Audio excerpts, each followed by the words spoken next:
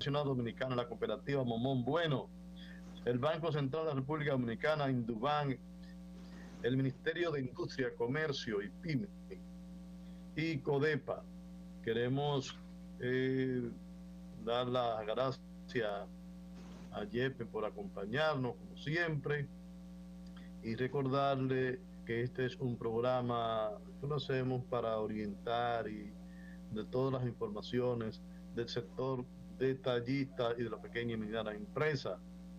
Queremos destacar ese gran encuentro que tuvo Fenacodet el domingo pasado, celebrando el día 3, celebrando su 45 aniversario con una participación masiva de los detallistas a nivel nacional.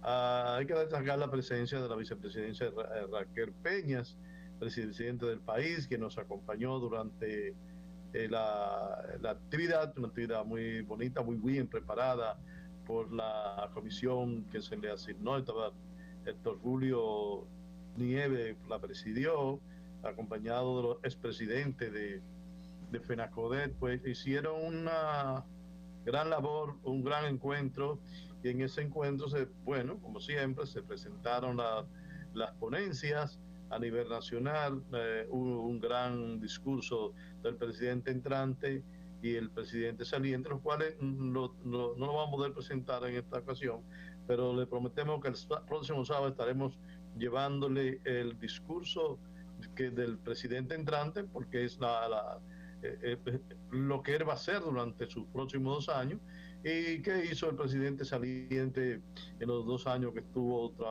frente al organismo. Juramentó el comité ejecutivo en esa ocasión, el comité ejecutivo nacional, que está compuesto por 32 hombres a nivel nacional de todas las regiones del país. Fausto Figuereo, que es el presidente entrante, pues como le decía, dio un gran discurso. También lo hizo Manuel Troncoso, Manolo, que era el presidente saliente. Estuvimos acompañados de una delegación de Puerto Rico, de los detallistas de Puerto Rico nos acompañó, y en sentido general fue una gran presentación.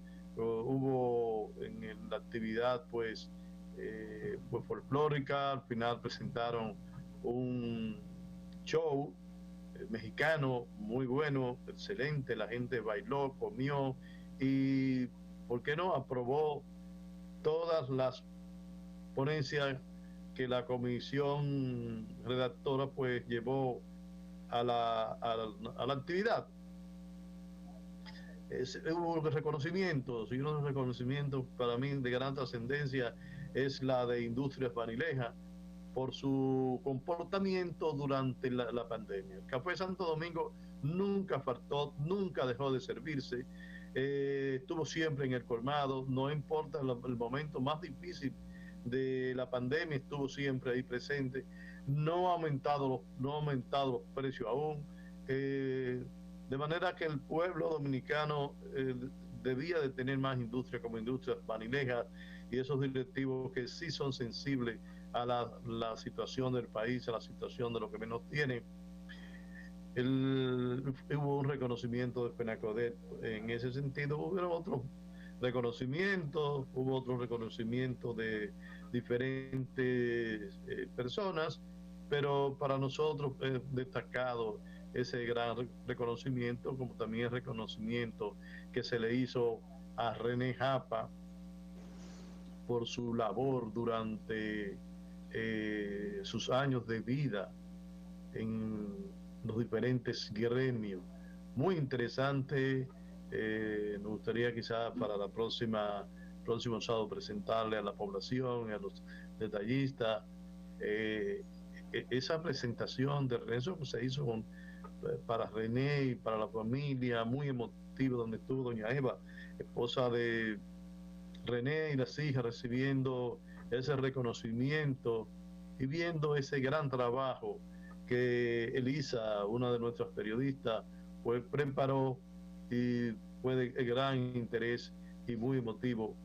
Pues sacó lágrimas, con lágrimas el presidente saliente, Manuel Troncoso, cuando entregaba el reconocimiento físico a la familia del extinto René, pues lo hizo con lágrimas en los ojos, porque era muy amigo de la misma asociación, y son de esos amigos que se dicen las verdades y se siguen siendo con el mismo cariño, el mismo respeto, de manera que fue un gran evento y decimos que queremos felicitar a los que trabajaron en el evento y a todas las empresas también que participaron y dieron apoyo, reconociendo a FENACODE como una de las instituciones realmente representativas del sector detallista del país.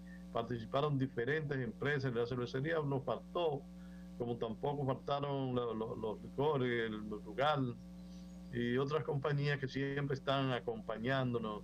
Creo que tuvo César Iglesias también. Bueno, una serie de compañías que siempre apoyan al sector detallista, pues esta vez nos acompañó, como también el Poder Ejecutivo dio su participación para que este evento se hiciera. Gracias a todos y gracias a cada uno de los participantes. Queremos destacar también lo que está haciendo Dios Calfaña. Dios Calfaña trabaja en Promipyme, Promipyme que dirige nuestro gran amigo Porfirio Peralta, que es el director de Promipyme, que dieron una gran explicación en qué consisten los comités consultivos. En esta semana, específicamente el día 7, se juramentó el comité consultivo de la circunscripción número 3 del Distrito Nacional, donde la Asociación de Detallistas del Capotillo es miembro. Hay una gran explicación, ya se seguirá hablando de qué es un comité consultivo, en qué consisten. Sí sabemos que es una idea de Porfirio Peralta y que esa idea se ha ido calando y ya hay más de 40 el comité consultivo a nivel nacional. El comité consultivo es para ayudar a los pequeños, a los que no pueden obtener los préstamos, a los que no tienen idea cómo se llega a la institución, pues serían asesores, son gratuitos, son honoríficos, que van a representar a Promipyme a nivel nacional. Los comités están formados de 7 a 15 personas, dependiendo del lugar, y esas personas serían los contactos para que los pequeños y medianos presentaran sus proyectos, por proyecto cual sea. Podría ser un proyecto innovador, alguien que quiere desarrollar una idea, también el que tiene sus negocios y está pasando por un momento que necesita liquidez, necesita orientación, porque Promipyme no es solamente parte financiera, la parte financiera es el brazo, de acuerdo a la ley 488-8, es la responsable de las políticas de los detallistas. De manera que fue también un gran evento, muy bien presentado por Promipyme a cada uno de los invitados, de forma que, en mi opinión, va a tener un gran impacto los comités consultivos. Luis Yepes Uncar, muy buenos días, ¿cómo te sientes? Muy buenos días, Ramón, muy buenos días a los amables televidentes que siguen sábado tras sábado este programa de Detallista y Globalización. Muy contento de compartir contigo y con todos los televidentes de hoy sábado. Vamos a una pausa y en breve regresamos. Usted, amigo televidente, no se vaya, estaremos con ustedes.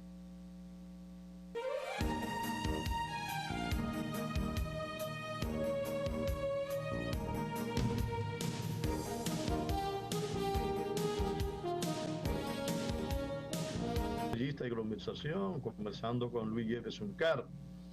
Es importante destacar y llamar a los detallistas, a los pequeños y medianos empresarios a nivel nacional, que se cumplan con las disposiciones estatales y de los diferentes organismos que rigen el devenir comercial, el sistema comercial y industrial del país. Y una de ellas es que hay que vacunarse. El empleado debe estar vacunado, el uso de la mascarilla, a pesar de que ya a partir de este lunes no va a haber ese toque de queda, pero el COVID sigue y sigue afectando. Inclusive en esta semana que termina, hubo un aumento de la enfermedad a nivel nacional. Pero hay que recordarle siempre que hay que cumplir. Si un departamento como Proconsumidor te visita y te notifica de la limpieza, te notifica de los roedores, de cualquier cosa que te notifiquen, pues tú debes cumplir en el tiempo que te establecen.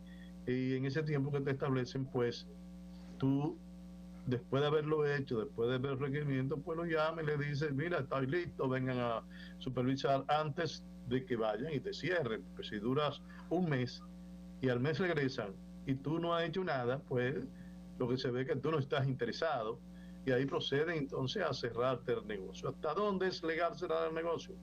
Bueno, no sé si la ley lo manda o no lo manda, porque no la he visto, pero cuando cierran el colmado, pues el colmadero va a durar un mes sin producir. Sin embargo, la energía eléctrica, los trabajadores, hay una serie de gastos que se van a mantener. De manera que es importante que ustedes, pues, se ocupen de cualquier disposición que les dé cualquier organismo, puede ser COBA, puede ser Proconsumidor, pues le llegue a su negocio. Le digo esto porque hay muchos negocios que han cerrado el tiempo, pero después de haberlo cerrado, cuando lo van a abrir le ponen una multa. Después de que tú tienes 30 días cerrados sin producir, pagando los gastos, y te ponen una multa, a veces se le pone muy difícil para un pequeño negocio que le pongan una multa de 50,000, de 100,000 pesos. Ellos son flexibles, los de Proconsumidor, llegan a acuerdos, pero después de tener un mes cerrado, ponerte una multa. Entonces yo quería con IEP aclarar esa parte de la multa. Hay leyes aparentemente que mandan a poner multas, pero aún en los que más multas ponen, que son los AME, tú tienes derecho a ir donde un juez que determine si realmente procede o no procede esa multa. Realmente cuando una ley que crea determinado organismo dice la forma de cómo va a sancionar a los que pues fringen los reglamentos, ¿hasta dónde es realmente legal que esto se haga? Jeff. Bueno, real y efectivamente, todo tipo de sanción, sobre todo de penalidad, como es una multa, tiene que necesariamente ser impuesta por un tribunal. Esas multas administrativas de organismos del Estado, aun cuando proceda la sanción o exista alguna resolución que establezca la multa y hasta el propio cierre del establecimiento, debe apoderarse al tribunal competente para que conozca y la persona tener su derecho, el sagrado derecho de la defensa, ¿no? Es decir, que todavía se realizan una serie de actuaciones en el orden legal, administrativo, sobre todo en lo que es el aspecto de la sanción, donde se imponen multas y se adoptan medidas que son real y efectivamente ilegales. Lo que hay es que yo exhorto a la Federación Nacional de Comerciantes Detallistas a que esos casos que acontezcan, pues realmente se encaminen y se apoderen a los tribunales para sentar los precedentes de la improcedencia de esas multas y esas sanciones sin la presencia, sin la intervención de un juez y de que los tribunales sean los que decidan al respecto. Así que nuestra opinión en ese sentido es que todo tipo de sanción, de multa que se imponga, tiene que ser por un tribunal de la República. No puede ser de manera administrativa, y es por eso, y el ejemplo más evidente lo acabas tú mismo de mencionar, cuando mencionan el problema de la DGC, que te levantan por una infracción de tránsito y ponen una multa, pero el conductor tiene el derecho de ir ante el juez y manifestar y discutir si procede o no procede esa multa, si incurrió o no incurrió en la infracción. Es decir, que siempre tiene que apoderarse a un tribunal para poner cualquier tipo de sanción, sobre todo cuando estamos hablando de multa. Mira, pero hay una parte importante que hay que destacar aquí. Tú tienes un colmado cerrado durante un mes. Y si en ese mes te piden las autoridades que tienen que pagar tanto para abrirlo, si tú te vas a los tribunales, no sabemos cuántos meses vas a durar. Por eso la gente paga. Sin embargo, cuando la mente pone la multa, tú sigues conduciendo tu carro, tú sigues haciendo tus actividades normalmente. Quizás por eso no existe ese problema. Vamos a una pausa y en breve estaremos nuevamente con ustedes.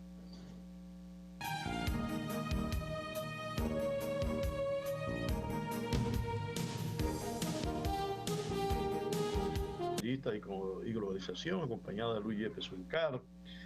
Tenemos una situación en el país que tiene diferentes aristas y diferentes ángulos, y es con relación a las muertes de diferentes personas por la policía en los últimos tiempos. Yo soy de opinión que es verdad que todas las instituciones deben ir cambiando, que hay modelos quizás de otros países, que no es el nuestro, pero realmente yo veo que cuando, en el caso de la policía, cuando un policía agrede a alguien o mata a alguien como parte de la sociedad, pues siempre hablan de la policía, del organismo. Sin embargo, cuando un médico hace una mala práctica, no se habla de la asociación médica. Cuando a un ingeniero se le cae un edificio, no se habla de la asociación de ingenieros. De manera que no sé qué está detrás siempre de esto, y no es por defender ni decir de la policía, pero sabemos que en la policía hay de todo tipo y seres humanos de nuestro país, y van a acontecer cosas como acontecen en la sociedad, que una persona de alguna manera agreda a la esposa, los policías lo hacen, pero también lo hacen mucho en la sociedad. Fíjate que en estos días se trató de prohibir o está prohibido los productos que sirven para preparar el ácido del diablo por la situación de la joven que fue agredida. Sin embargo, nosotros creemos que debe haber una modificación en el sistema de policía, pero no es cargarle al organismo per se cualquier actuación independiente de uno de sus miembros. Me gustaría que tú amplíes el tema, Luis Yepes. Bueno, la sociedad dominicana y el país todo se sintió conmovido en su fuero interno, en sus propias entrañas, con la trágica muerte de la arquitecta Leslie Rosado, quien tuvo, según dijo la persona que finalmente la asesinó, un accidente de tránsito, en el sentido que con su jipeta en la que andaba chocó el motor en que iba un cabo de la policía que no estaba en sus funciones, y como consecuencia de esto este cabo le dio seguimiento, la siguió, le disparó a la jipeta, le disparó a la goma, y cuando esta señora que andaba con esta joven mujer que estaba embarazada de apenas 35, 36 años, que andaba con una hija de 15 años, cuando se detuvo, pues este cabo de la policía le dio un tiro en la cabeza y la mató. Es lamentable que acontecimientos de esta naturaleza acontezcan, y realmente eso hace que se imponga la reforma policial que se está llevando a cabo los estudios en una comisión especial que se designó al respecto, para que se reforme la policía y se reeduque yo diría que se refunde, porque lo que acontece es que la Policía Nacional nuestra tiene sus orígenes, tiene un pecado original, y es que cuando se formó en la época de Trujillo, se formó como un organismo represivo de persecución violenta. Incluso en muchos destacamentos había un letrero que decía que el civil es tu enemigo. Entonces fíjense cómo todo esto y esta cultura policial se ha prolongado en el tiempo, y por eso se impone una reforma, una refundación de la Policía Nacional para cambiar este tipo de conducta y de actuación de muchos de sus integrantes. Así que ojalá que la muerte de esta joven mujer, la arquitecta Leslie Rosado, sirva para que de una manera definitiva se reforme la Policía Nacional y este organismo cumpla con el rol para el cual es su existencia, que es defender a los ciudadanos y mantener el orden público. Pero manteniendo los mismos policías, ¿piensas tú que se modificaría la actitud de un ser humano porque fue preparado, porque fue educado? Pues yo en un tiempo vi, hace muchos años, que un ingeniero secuestró un banco por un problema pasional. O algo así parecido, es decir, era ingeniero, estudió, muy bueno.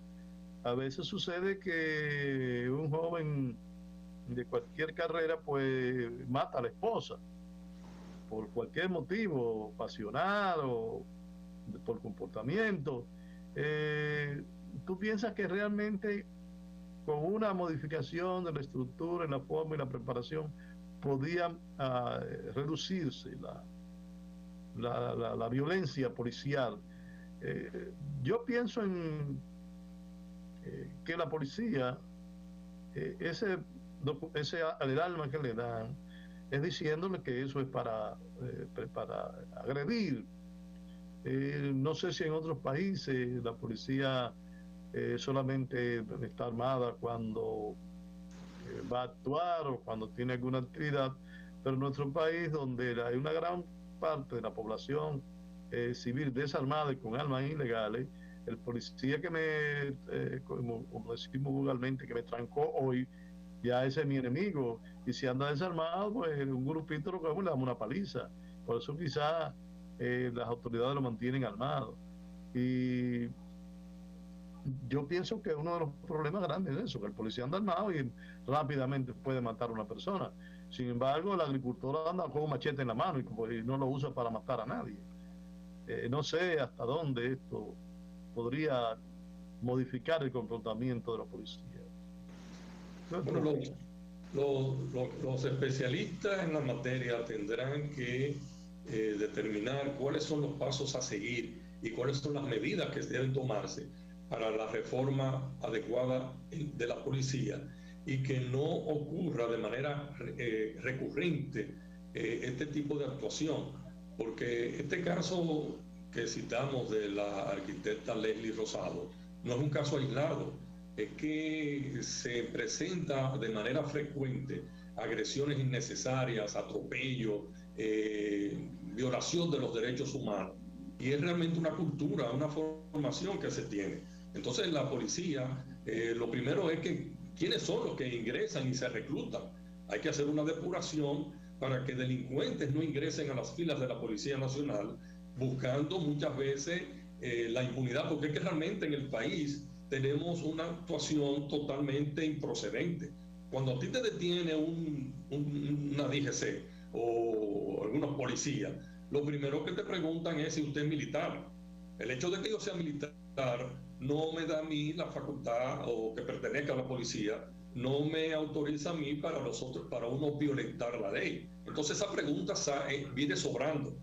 Sea usted militar o sea usted policía, usted tiene que respetar la ley, porque vivimos en un estado de derecho.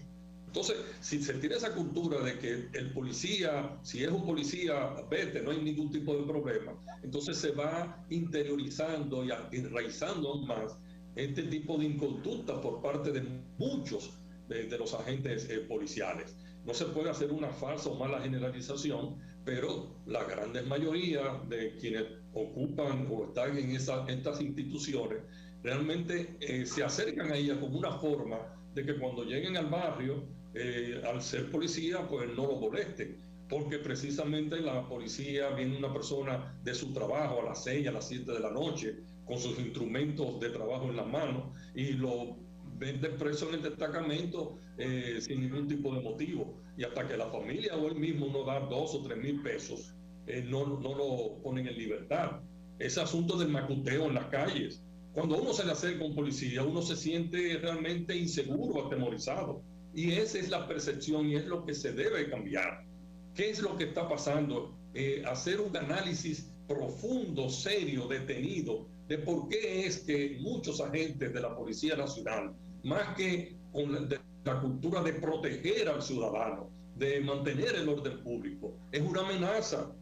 Que tienen bajo sueldo, pues entonces mejoremos los sueldos de los policías para que no tengan que estar como pedigüeños tratando de completar sus ingresos por el macuteo y tratando muchas veces de crear una infracción donde no la hay para tratar de que se le dé dinero. Entonces son todas estas inconductas, todas estas actuaciones indebidas que deben analizarse profundamente para que una formación que se haga, una reeducación de los integrantes de la policía, pues le demos al país de una manera definitiva una policía en que uno se sienta como ciudadano seguro de tener y orgulloso de tener una policía, y que se extirpen de esa institución a todos aquellos que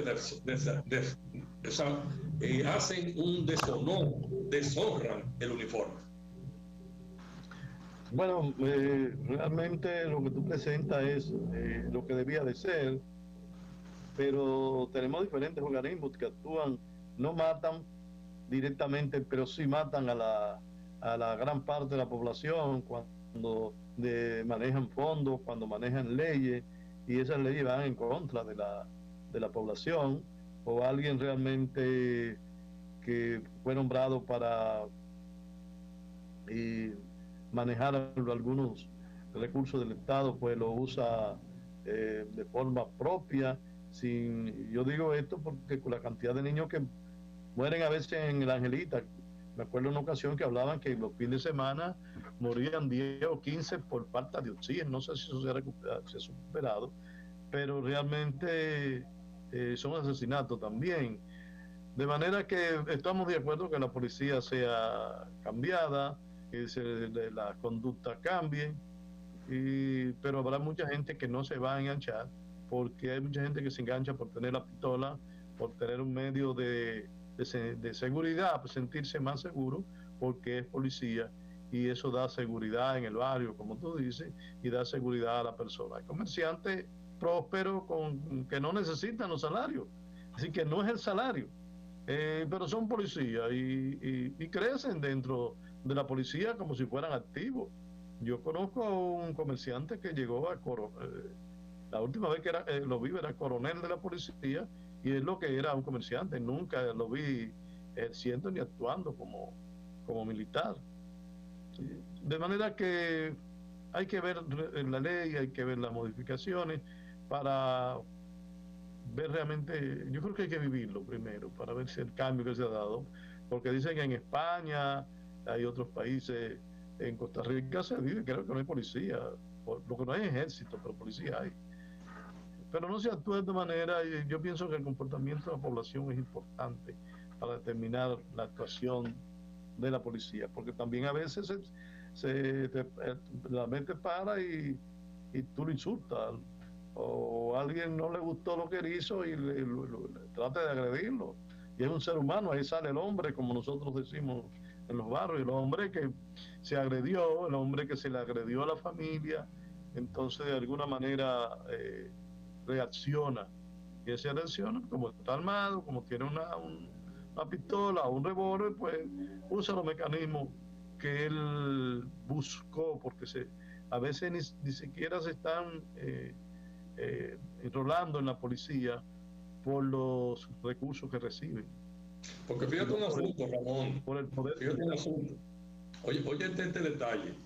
Esa conducta que muchas veces exhiben los propios ciudadanos frente a la autoridad, ese respeto que se nota, porque también hay que decirlo, muchos ciudadanos sí respetan a la autoridad, pero ¿quiénes son los que han actuado de una manera incorrecta para ganarse el irrespeto de la sociedad y del ciudadano? Pues muchos de esos agentes, porque no es concebible que unos policías se paren en un lugar oscuro para detener a alguien que viene. Tú te sientas atemorizado deteniéndote en un lugar a oscura para entonces ahí revisar tu vehículo. Los propios DGC, que más que orientando el tránsito y tratar de orientar al conductor, que es con lo que uno tiene contacto diariamente, están en la expectativa, tratando de que tú violente algo, y aún que si tú te van amarillo te detienen para decirte que te fuiste rojo y ponerte una multa. Se dice que ellos tienen una cuota que deben de llevar de multas diariamente. Entonces se supone que les dijese, mire señor, ahí usted no puede estar por esto, y lo va orientando y educando a la ciudadanía. No, pero lo que hay es, el ciudadano se siente perseguido, el ciudadano lo que se siente es acosado. Entonces son conductas que deben modificarse para que la ciudadanía respete a la autoridad, porque si la autoridad cada vez que se te acerca es para pedir dinero, incluso tenemos que recordar la DGC cuando se conformó con los Hanle Herman, eran modelos de virtud prácticamente, porque eran reclutados muchachos jóvenes, bachilleres, que no tenían que pedir dinero a nadie y todo el mundo se sentía protegido. Pero eso dio un giro totalmente de 180 grados y esas formas de proceder de muchos de sus integrantes son lo que fundamenta entonces el irrespeto que le tiene el ciudadano a la autoridad. Bueno, así es. Hay una parte ahí que tú mencionas, que es sobre la falta de autoridad y el problema con la gente. Pero vamos a una pausa y en breve estaremos nuevamente conversando sobre la situación del comercio y el presupuesto nacional que bastante elevado para nosotros es con relación a un país tan pequeño, con ingresos tan pequeños. Vamos a una pausa y regresamos en breve.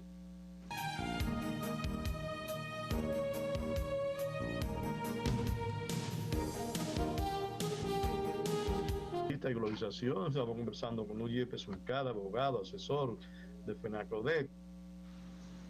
Luis, durante los últimos tiempos han habido muchas modificaciones en la Constitución.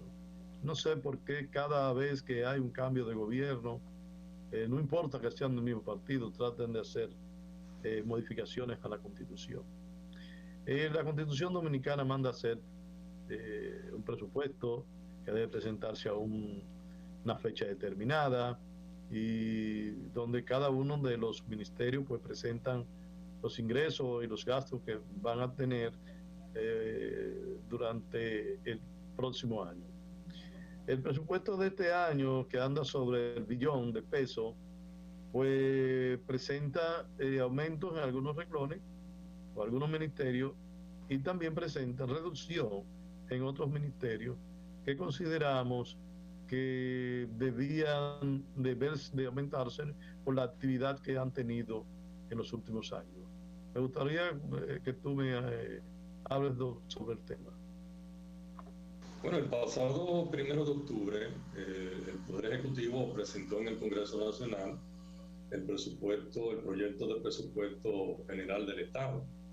Y con el paso de los días, pues se han ido observando los incrementos, las reducciones que se han introducido en diferentes entidades e instituciones.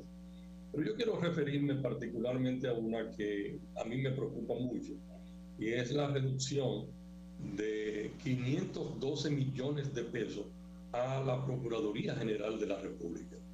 Yo pienso que si se pretende que haya una efectiva persecución de los crímenes, de los delitos, del crimen organizado, de la corrupción administrativa, pues lo lógico es que en vez de reducirle 512 millones de pesos a la Procuraduría General de la República, que tiene una extraordinaria un extraordinario trabajo y una extraordinaria responsabilidad, lo que debió fue incrementarse, incluso darle cumplimiento a la ley 194-04, que establece la autonomía presupuestaria de la Procuraduría General de la República y de la Cámara de Cuentas, que le asigna un 4.10% del Producto Interno Bruto a estas entidades.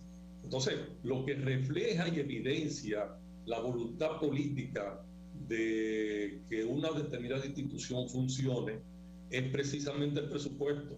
Si usted quiere saber por dónde anda la voluntad política del gobierno, del Poder Ejecutivo, de las autoridades, solamente tiene que ir y estudiar el presupuesto.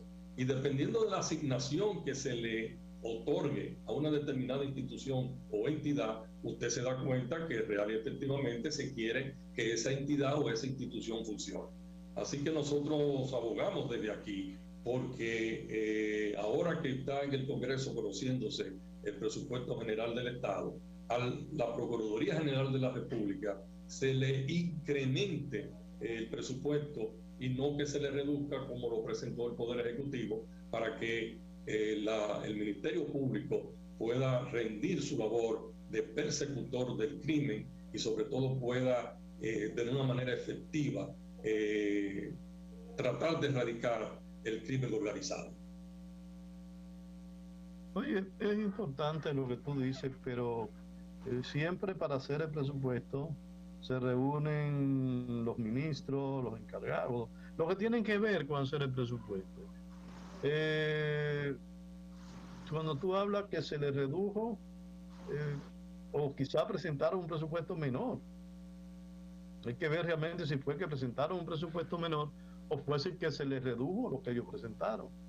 Porque un ministerio puede presentar un presupuesto determinado. Por ejemplo, el presupuesto de educación, que es el 4% del Producto Interno Bruto, a veces da la sensación de que es un presupuesto que tienen que hacer gastos para poderlo cubrir, porque quizás no está planificado para incurrir en los gastos que demandaría la cantidad de recursos que reciben. Sin embargo, yo digo esto porque hay muchas escuelas que no se han terminado, sin embargo había muchos recursos, escuelas que se han hecho. Ahora, una vez que se hagan todas las escuelas, que pase a ser la parte digital, la educación, ¿será mucho o será poco ese presupuesto de educación?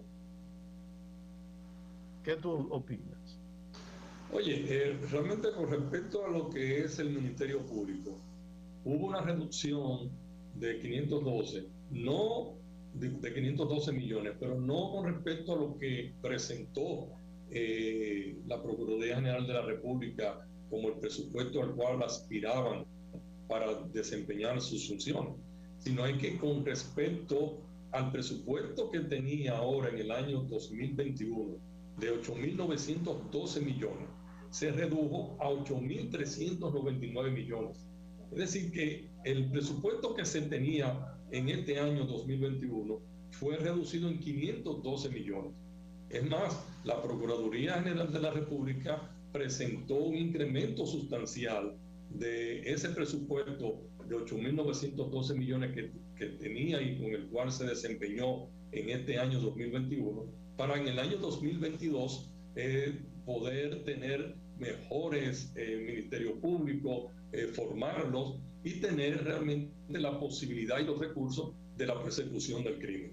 Ahora, como tú muy bien apuntas, hay entidades, como por ejemplo en educación, que eso es algo que yo particularmente no comprendo.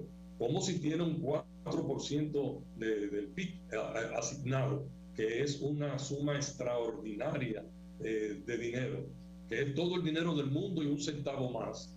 Oye, no se cumpla con tantas posibilidades y recursos, con que hayan escuelas deterioradas, que no se hayan terminado. Es decir, que quizás muchas veces no hay la capacidad administrativa, pero si se tienen los recursos y no se emplean, eso es algo también que tiene que analizarse, porque no se puede cumplir con la ley en un aspecto y en otro no. Porque, por ejemplo, en el caso del Ministerio Público, como dije hace un momento, la ley 194-04 dispone con 4.10% se le asigne para su autonomía presupuestaria y no se cumple con eso. Sin embargo, se está cumpliendo con el 4% de la educación y son muchas las quejas y las deficiencias que existen en esta área y no es por falta de recursos. Entonces hay que analizar qué es lo que está pasando para que funcionen las instituciones como debe ser.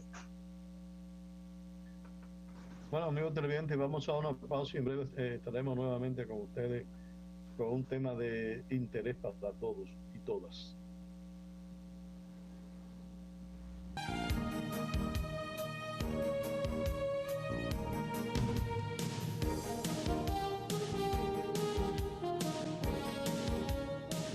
Y sesión conversamos con Luis Yepes Uncar, nuestro asesor en el área jurídica, y como siempre traemos algunos temas de interés. Hay un tema que se está discutiendo en el país que puede afectar bastante a los pequeños y medianos empresarios, y es el tema de la energía eléctrica, que el subsidio se va a eliminar. Y aparentemente se va a tratar de eliminar todos los subsidios, porque en esta semana subieron los combustibles que son neurálgicos para la industria, como el gasoil, el gas natural, aumentaron mucho con relación a cómo se aumenta. Ahora si se elimina el subsidio eléctrico, los pequeños negocios, que muchos de alguna manera subsisten porque lo que tienen que pagar por la energía a veces no se corresponden con los ingresos. Por ejemplo, hay un pequeño hotel en Vallaguana, a Motel Los Haitises, que yo visito, y la administradora me dice siempre que tiene un consumo de 30 y pico de miles, y son 18 habitaciones con una ocupación promedio de un 10 o un 15% mensual, de manera que no se compadece que tenga un consumo diario de 1,000 pesos, cuando a veces las habitaciones, la mayoría de las habitaciones están ocupadas. ¿Qué pasará con la pequeña empresa? ¿Qué pasará con los medianos empresarios si se le quita el subsidio eléctrico? Me gustaría oír tu opinión, Jefe, sobre esto. Bueno, es muy preocupante el anuncio que se ha realizado de que a partir del 1 de noviembre se va a suprimir el subsidio y se va a desmontar este subsidio que tiene el Estado Dominicano, el gobierno, a la tarifa de la energía eléctrica. Y esto así porque de 37 y 51 pesos que cuesta el kilovatio hora, va a incrementarse a 137 pesos, una diferencia que va a oscilar entre 86 y 99 pesos. Si hoy la ciudadanía se queja del alto costo de la energía eléctrica estando subsidiada, imagínense ustedes si se desmonta totalmente este subsidio, va a ser algo totalmente insoportable para el ciudadano común. Y si nos referimos entonces de manera particular a la mediana y pequeña empresa, esto va a ser un costo que va a golpear directamente al funcionamiento de esas medianas y pequeñas empresas, porque al elevarse la factura eléctrica, muchos tendrán que desaparecer porque no van a poder soportar mantenerse con una operatividad tan elevada. Pero el ciudadano también va a estar afectado directamente en su bolsillo, porque los que puedan subsistir y soportar el incremento, este incremento en el costo de la factura eléctrica se lo va a transferir al consumidor final, y entonces eso va a generar una inflación, que se disparen los precios más de lo que están. Y por eso yo exhorto a que se medite real y efectivamente ese desmonte del subsidio de la tarifa eléctrica, porque la tarifa eléctrica incide en todos los renglones de la economía nacional. Y esta es una de las responsabilidades que tiene que tener el gobierno, de tratar de mantener niveles de precio para que no se sienta el dominicano, el ciudadano, golpeado por el alto costo de la vida. Hay una parte ahí que es importante destacar, y es que en la reforma que están tratando de hacer, están buscando de que el ITEVI sea más bajo, pero que se le aplique a todos los productos. Yo quisiera saber si a todos los productos se llamaría arroz, carne, habichuela, se le aplique esto, porque realmente con los precios que tenemos y el grito que tiene la gente, habrán personas de determinados recursos, quizás los trabajadores que le aumentan el salario porque si la economía se disparó, puedan sobrevivir. Pero ahora, y el que no gana, el que no trabaja porque no tiene los medios de trabajo, el chiripero, el zapatero, habrá una revolución para aumentar los precios, porque, oye, aumentarle, no sé cuánto sería, lo que plantean un 10, un 10 global, un 12. Aumentarle un 12% a un arroz que está oscilando entre 30 a 40, y una vez conversamos que llegaba hasta los 300 pesos. Pero el consumo del arroz normal que utiliza el pueblo anda a 27, 30, 35, hasta 40 pesos, que la población pobre pues accesa. Pero esto subiría un 10% o un 12%, inmediatamente se le ponga el ITEVI. Entonces, ¿qué pasará con esos productos de primera necesidad que se le ha puesto el aceite también? Creo que no, el aceite de comer lo que tiene un 16 y se les puso al aceite el 16%. Si la baja de los productos, porque los productos que tienen el 18 no son de primera necesidad. Ahora, por la primera necesidad le pongan el ITEVI, va a haber un golpeo muy fuerte para la población. Me gustaría ir ya, creo que no, creo que el tiempo se nos ha terminado y queremos recordarles a cada uno de ustedes, los detallistas y la población en general. Quería preguntarte, Yepes, sobre esto, pero ya será en otra ocasión. Recordarles que esta es una producción de Penacodet y llega a ustedes gracias a la cortesía de Pastor Isidora Rica, la Cervecería Nacional Dominicana, la Cooperativa Mamón Bueno, el Banco Central de la República Dominicana, Induban, el Ministerio de Industria y Comercio y PYME y CODEPA. Hasta el próximo sábado, les decimos Luis Yepes Uncar y Ramón Tejeda, quienes hablan.